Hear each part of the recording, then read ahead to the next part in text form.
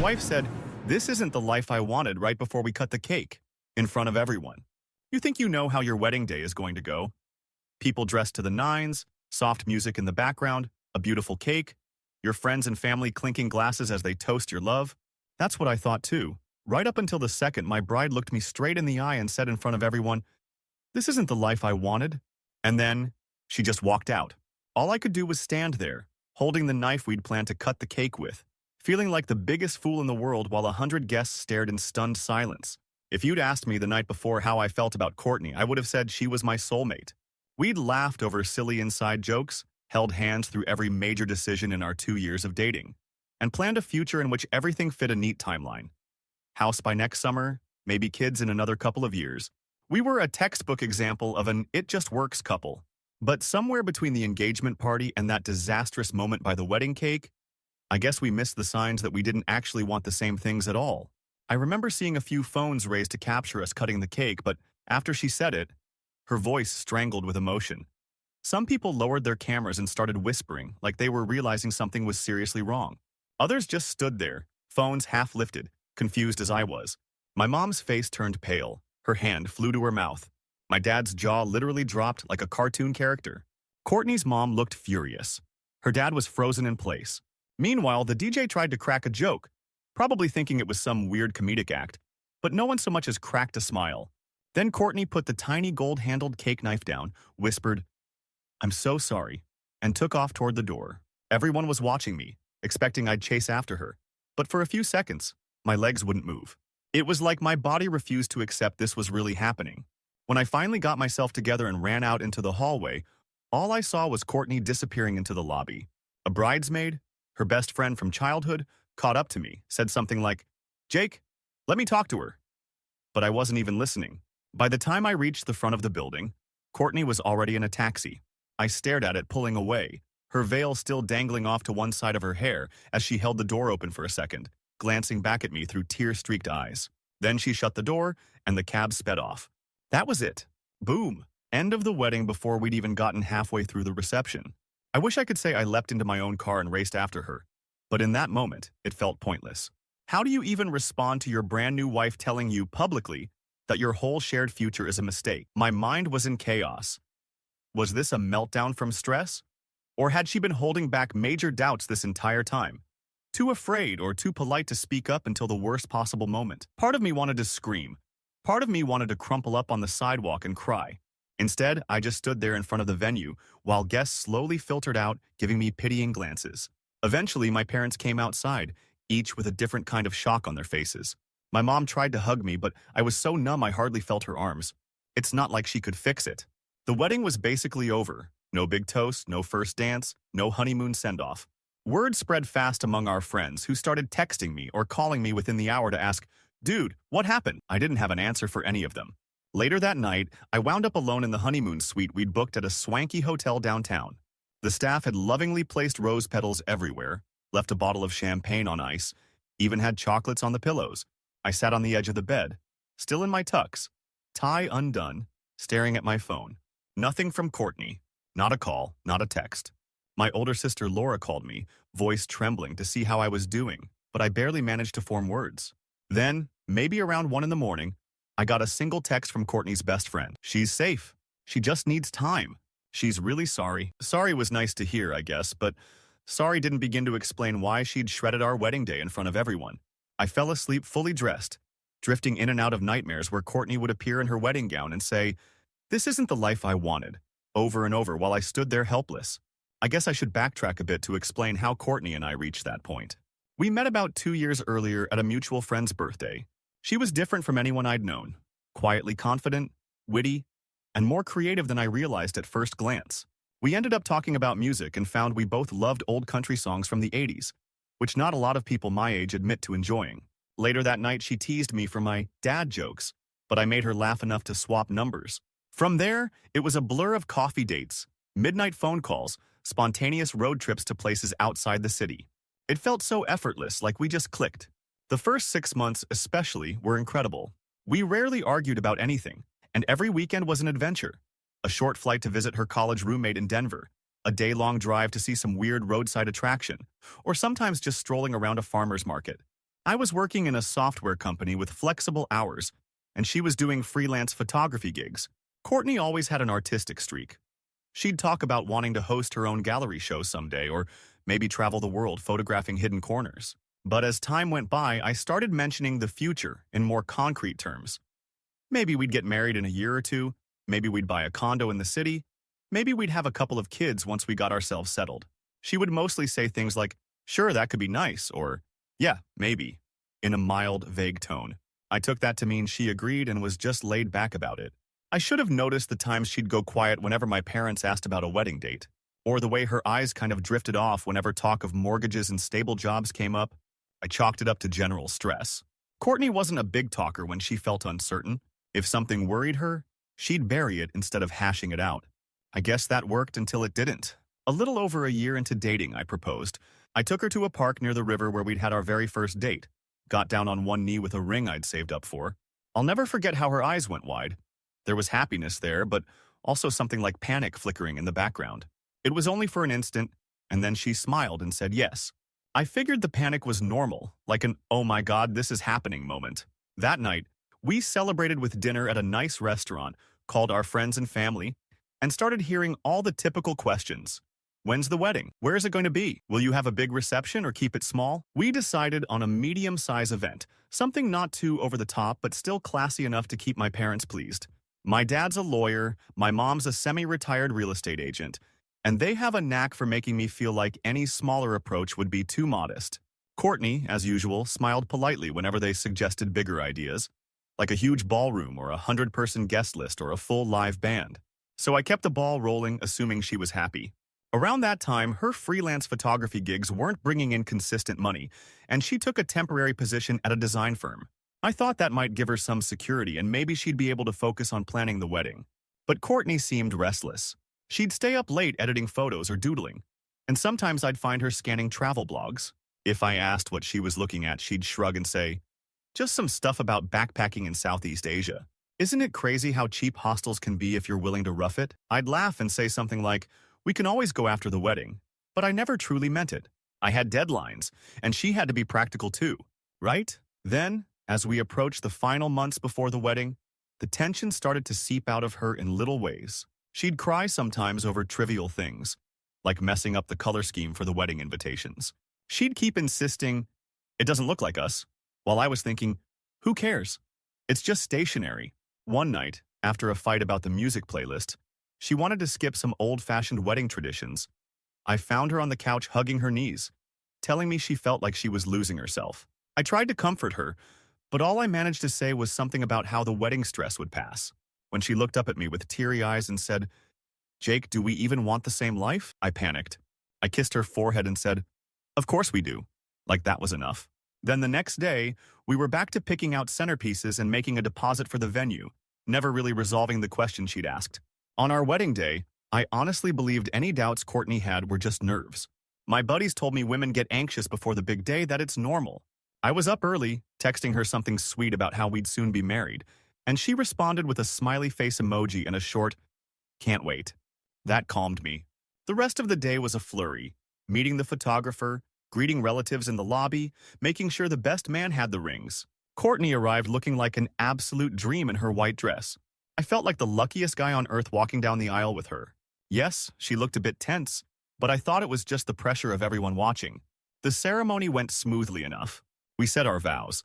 She stumbled over hers, which got a laugh from our guests, and I teased her gently. We exchanged rings. We kissed. We were officially husband and wife. I didn't sense anything off. Honestly, I felt so proud to call her my wife in that moment, so relieved that all the planning had paid off. The reception was in a separate hall. We had a small buffet, a DJ playing a nice mix of music, and a well-stocked open bar. People seemed to be having fun, clinking glasses, telling jokes, hugging us every few minutes. I noticed Courtney talking to an aunt of hers at one point, looking a bit uncomfortable, but I was pulled away by one of my college friends who insisted we do a group photo. Little things like that happened all evening. I'd see Courtney from across the room with a tight smile or a pained expression, but I'd get intercepted by a groomsman or a cousin who wanted to chat. Finally, it was time for the traditional cutting of the cake. Ours was a 3-tier vanilla sponge with buttercream frosting, decorated with subtle floral designs. Courtney had insisted on keeping it simple, though it still looked pretty grand to me. The DJ asked everyone to gather around, gave a little speech about sweet blessings for our marriage. I took Courtney's hand, felt how cold and clammy it was. We smiled for the cameras. Then, as I guided her hand toward the first slice, she pulled back slightly. In that split second, I looked into her eyes and saw raw panic and sadness. My stomach lurched. That was when she said it, trembling, speaking just loud enough for the entire room to hear. "This isn't the life I wanted." See, it was so stark and sudden that the entire hall went quiet. Cameras stopped clicking. Someone coughed. My mother let out a small cry. The DJ froze, microphone still in his hand. I looked at Courtney, mouth open, and she whispered, "I'm sorry," tears starting to run down her cheeks. Then she placed the little cake knife on the table, turned, and hurried away. A few guests tried to step in front of her, presumably to find out if she was okay, but she sidestepped them. I was too stunned to move until she was almost at the exit. By the time I snapped out of it, she was gone, outside, presumably calling for a taxi. That was how my wedding ended. In the days after, I mostly stayed in my apartment. Well, our apartment, though Courtney hadn't come back. Her mother tried calling me, half to rage at Courtney's awful timing, and half to see if I knew what was going on in Courtney's head. I had no clue.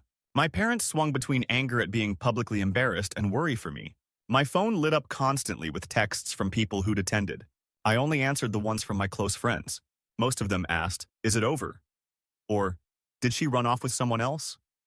I could only say, "I don't think so," because as far as I knew, she just needed space. Space she didn't feel safe asking for any other time, I guess. About 4 days after the wedding fiasco, I finally heard from Courtney. A text, around midnight. "I'm sorry for how I handled everything. I just couldn't go through with it. Can we meet and talk?" My hands shook holding the phone. I typed back, "Yes, of course." When? We arranged to meet at a cafe the next afternoon. I felt a mix of dread, relief, and fear. What if she wanted a divorce right away? What if she told me she'd never loved me and had just been pressured by everyone around her? Turns out it wasn't quite that, but it wasn't good news either. She arrived wearing jeans and a hoodie, no makeup, looking like she hadn't slept. I'd never seen her that drained. We barely said hello before she began explaining. She said that as the wedding planning progressed, she felt more and more like she was being caged. She tried dropping hints but couldn't bring herself to openly confront me, or her parents, or anyone. Each time she would get drowned out by the unstoppable wedding machine. Then, on the actual day, seeing hundreds of people gathered to celebrate a path she wasn't sure she wanted triggered a meltdown. She realized she couldn't lie anymore, no matter how humiliating it would be for everyone there. That was tough to hear. "You couldn't have told me, I don't know, earlier that morning or the night before?" I asked, my voice trembling. "I wish I had," she said, tears in her eyes. "I wish I was braver, but I just kept thinking, I'll ruin everything if I say it now." Then, in that moment with the cake, I felt suffocated by the spotlight, and I couldn't do it. We both sat there, coffee growing cold, tears rolling down our faces in a public place. It was embarrassing, but also a relief to finally talk. I asked if she still loved me. She said she did, but that she needed to find herself before she could commit to this conventional life of mortgage payments, stable office jobs, and eventual parenthood. She mentioned again the traveling thing, how she'd always wanted to see Southeast Asia, or maybe do a road trip across the US for a year. She'd been terrified to bring it up because everyone around us seemed so fixated on the wedding, on settling down, building a nest egg. We had 1,000 external voices telling us how to live. She never felt she had room to figure out what she truly wanted. It was a brutal conversation. At one point, I broke down crying, telling her she'd crushed me by humiliating me in front of our families. She cried too, apologizing for the public scene. She said she never meant to break my heart but also couldn't go through with a marriage she wasn't prepared to sustain. By the end, we came to a fragile truce. We wouldn't file for anything yet, not an annulment or divorce, until we could see if there was any path forward. But for now, we'd live separately, try to keep our families at bay, and figure out where we actually stood. The following weeks were rough. My mom kept begging me to fix things, complaining that Courtney needs to come to her senses. My dad called her immature and told me to force the issue legally, but I just felt numb, like I couldn't take more drama. Courtney's parents apparently gave her a hard time too, calling her move selfish and a betrayal. Some people posted in our wedding Facebook group with well-meaning but awkward messages like, "Sending love to Courtney and Jake at this difficult time," as if there'd been a death in the family. I wanted to shut the entire world out. Courtney found a short-term sublet in a part of town I rarely visited. She started picking up more freelance photography and also got side gigs with some marketing agency. We texted from time to time, talking about bills or practicalities. Every conversation was stilted, like we were walking on glass. One day, about a month after the wedding, she suddenly called and said, "I'm going to Bali. I found a cheap flight, and I can do my freelance stuff from there for a few weeks. I need to get away, figure out who I am." A pause. Then she added quietly, "You can come if you want. I'm not sure it'll help us, but maybe it'll help me see if we still have a chance." I was stunned. Part of me wanted to say no, that she'd caused enough pain, that I didn't trust her not to bolt again. But another part of me remembered how we used to talk about traveling, how we both loved spontaneous trips. Maybe this was a chance to reconnect. Without telling my parents, because they'd probably freak, I said yes.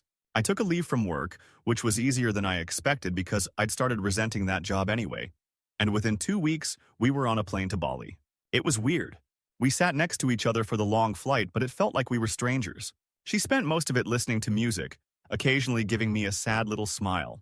We landed, got a cheap place near a beach known for surfing, and I tried to see if living outside all the pressure back home would help. We lived simply, cooking local food, wandering around the night markets, Courtney taking endless photos of sunsets and temples. For a while, it felt like we were rediscovering who we'd been when we first met. Yet there was this unspoken tension. Neither of us knew if this was just a romantic illusion or a real path forward. We had countless heart-to-heart talks. Courtney told me how she was scared that once we returned home, everything would revert to the old pattern. Family demands, societal expectations, me wanting to settle down the right way. She needed me to accept that her life might be unpredictable for a while. I confessed that I was afraid we'd never find a middle ground. I did want some stability, maybe not the strict picket fence scenario, but at least a sense that we'd build something together.